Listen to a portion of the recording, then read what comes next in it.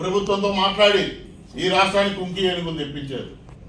కుంకి ఏనుగులు తెప్పించిన తర్వాత అటవీ ఏనుగులు ఏముండయో అవి దాడులు చేయకుండా వాటిని దారి మళ్లించేటటువంటి ప్రక్రియ ఆ కుంకి ఏనుగుల ద్వారా మేము తీసుకున్నాం.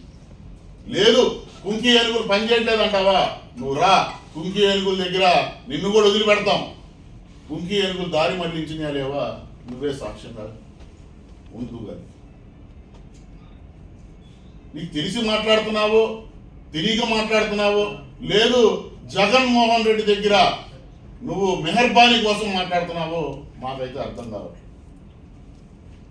ఇప్పటికైనా పేరు నాని చెప్తున్నాం, ఏ శాఖ పవన్ కళ్యాణ్ గారు నిర్వర్తించే ఏ శాఖలో అయినా ఒక అవినీతి కానీ పవన్ కళ్యాణ్ గారు ఆ శాఖని సక్రమంగా చేయలేదని కానీ నువ్వు నిరూపించగలవా?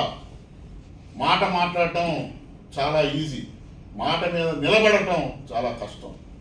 నీకు సవాల్ విసురుతున్నాం, నీ ముద్దుల పిన్ని విక్టోరియా సాక్షిగానే నీకు దమ్ము ధైర్యం ఉంటే రా, నువ్వు ఎక్కడికి రమ్మన్నా మేము రావడానికి సిద్ధం. దానికి సాక్ష్యాలతో సహా పవన్ కళ్యాణ్ గారు ఎంత విజయం సాధించారు ఈ 2 ఏళ్ల పాలనలో అనేది సాక్ష్యాలతో సహా మేము చూపిస్తాం. చెప్పు, నీకు దమ్ము ధైర్యం ఉందా? ఉంటేనే ఇక మీదట నువ్వు ప్రెస్ మీట్ పెట్టాలి. నీకు దమ్ము ధైర్యం లేదంటే చేతులకి గాజులు తొడుక్కొని ఇంట్లో కూర్చో, అంతే తప్పితే నువ్వు గనక